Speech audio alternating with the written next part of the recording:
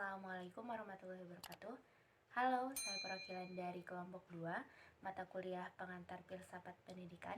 Di sini saya bersama keenam teman lainnya dari kelas C akan mempresentasikan materi mengenai hakikat pengetahuan dan hakikat nilai serta pengembangan nilai untuk pendidikan manusia seutuhnya. Sebelumnya, izinkan saya memperkenalkan diri. Nama saya Sherly Marcelina. Saya bersama keenam teman lainnya ada Firdaulia, Anissa Puspitasari, Arinal Haq, ada Ayu Komalasari, Siti Amalia Salsabina, dan juga Agung Gunawan. Selamat menyaksikan. Di sini saya akan menjelaskan apa sih pengetahuan dan ilmu pengetahuan. Pengetahuan berasal dari bahasa Inggris yang berarti knowledge atau dalam ensiklopedia yang berarti kepercayaan yang benar. Pengetahuan adalah apa yang diketahui dari semua milik atau isi pikiran, yang dengan demikian pengetahuan merupakan hasil proses dari usaha manusia untuk tahu. Ilmu pengetahuan ialah ilmu yang telah diolah kembali dan disusun secara sistematis dan koheren. Pengetahuan dan ilmu pengetahuan tentu berkaitan. Orang yang mempelajari ilmu pengetahuan dan pengetahuan akan menelusuri realitasnya secara cermat.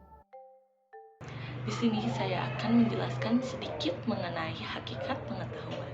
Menurut Pranarka, hakikat pengetahuan adalah persatuan intrinsik antara subjek yang mengetahui dan objek yang diketahui.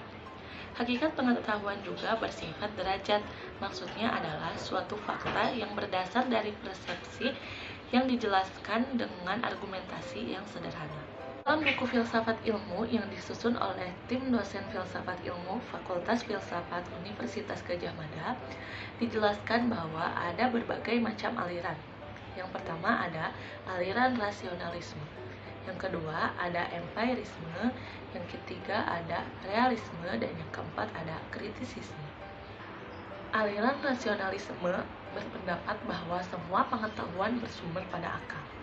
Rasionalisme mendasarkan pada metode deduktif untuk memperoleh pengetahuan, yaitu cara memperoleh kepastian melalui berbagai langkah metodis yang bertolak dari hal-hal yang sifatnya umum untuk mendapatkan kesimpulan yang bersifat khusus. Yang kedua ada aliran empirisme. Aliran empirisme berpendapat bahwa semua pengetahuan diperoleh lewat indera. Indera memperoleh kesan-kesan dari alam nyata yang kemudian kesan tersebut dikumpulkan menjadi pengalaman dalam diri manusia. Seperti yang sudah dijelaskan oleh teman saya, bahwa aliran yang disusun oleh tim dosen Filsafat Ilmu dari Fakultas Filsafat Universitas Gadjah Mada dalam buku Filsafat Ilmu itu ada 4 aliran. Yang pertama, rasionalisme. Yang kedua, empirisme. Yang ketiga, realisme. Dan yang keempat ada kritisisme. Di dalam aliran realisme dinyatakan bahwa suatu objek yang kita ketahui, atau dengan kata lain, kita sebagai makhluk melihat dunia itu sebagai suatu objek yang nyata dan suatu objek yang real. Objek tersebut tidak bergantung pada pikiran, akan tetapi pikiran dan dunia luar akan saling berinteraksi. Interaksi tersebut tidak mempengaruhi sifat dasar dunia. Yang keempat, ada kritisisme. Dalam aliran kritisisme ada satu tokoh yang sangat terkenal, yaitu Immanuel Kant. Nah, Immanuel Kant ini berusaha menjawab persoalan tentang pengetahuan yang bertentangan antara dua aliran, yaitu aliran rasionalisme dan aliran empirisme, dengan mempertemukan kedua aliran tersebut. Hal itu dikarenakan pada masing-masing dua aliran tersebut itu timpang sebelah. Selanjutnya ada hakikat nilai.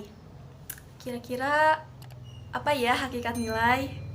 Hakikat nilai yaitu berupa norma, perilaku, etika, peraturan, dan undang-undang yang memiliki harga dan jika dirasakan berharga bagi seseorang yang menjalaninya.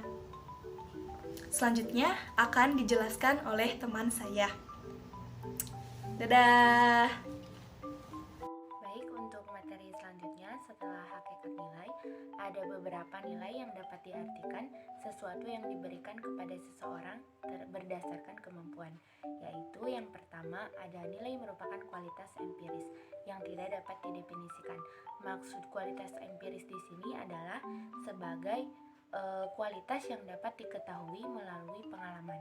Dan yang kedua ada nilai sebagai objek kepentingan. Dan yang terakhir ada nilai sebagai esensi. Sebagai esensi, nilai tidak dapat bereksistensi, namun ada dalam kenyataan. Nilai-nilai itu mendasari segala sesuatu yang bersifat tetap. Saya akan menjelaskan mengenai hubungan ilmu pengetahuan dengan nilai. Ilmu pengetahuan berupaya mengungkap realitas sebagaimana adanya, sedangkan moral pada dasarnya adalah petunjuk tentang apa yang seharusnya dilakukan manusia. Hasil-hasil kegiatan keilmuan memberikan alternatif untuk membuat keputusan politik dengan berkiblat pertimbangan moral. Paling tidak, ada 3 faktor sebagai indikator bahwa ilmu pengetahuan itu bebas nilai. Yang pertama, ilmu harus bebas dari berbagai pengadaian, yakni bebas dari pengaruh eksternal seperti faktor politis, ideologi, agama, budaya, dan unsur kemasyarakatan lainnya. Yang kedua, perlunya kebebasan usaha ilmiah agar otonomi ilmu pengetahuan terjamin. Yang ketiga, penelitian ilmiah tidak luput dari pertimbangan etis yang ada serta dituding menghambat kemajuan ilmu, karena nilai etis itu sendiri bersifat universal. Dari uraian di atas nampak jelas bahwa berbeda dengan kecenderungan puritan elitis bagi kecenderungan pragmatis. Ilmu pengetahuan tidak bebas nilai. Ilmu pengetahuan terbebani dengan nilai. Ilmu pengetahuan mau tidak mau peduli atas nilai.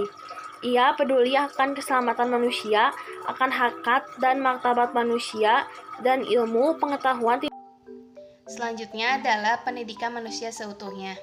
Pendidikan adalah pembelajaran, pengetahuan, keterampilan, dan kebiasaan sekelompok orang yang diturunkan dari satu generasi ke generasi berikutnya melalui pengajaran dan penelitian. Kemudian ada juga pendidikan secara khusus, yaitu hanya dibatasi usaha orang dewasa yang membimbing anak yang belum dewasa menuju kedewasaannya. Dan ada juga pendidikan secara luas. Maksudnya itu usaha manusia untuk meningkatkan kesejahteraan hidupnya yang berlangsung sepanjang hayatnya. Pendidikan manusia seutuhnya tentunya memiliki sistem. Yang pertama yaitu dimensi dialektikal horizontal. Yang kedua adalah dimensi tundukan vertikal. Berdasarkan pikiran demikian dapat diuraikan konsepsi manusia seutuhnya ini secara mendasar, yakni mencakup pengertian sebagai berikut. A. Keutuhan potensi subjek manusia sebagai subjek yang berkembang. B. Konsepsi keutuhan wawancara manusia sebagai subjek yang sadar. Nilai manusia sebagai subjek nilai ialah pribadi yang menjunjung nilai, artinya menghayati, meyakini, dan mengamalkan sistem nilai tertentu, baik secara sosial maupun secara pribadi atau individual. Nah, itulah pemaparan materi dari kami.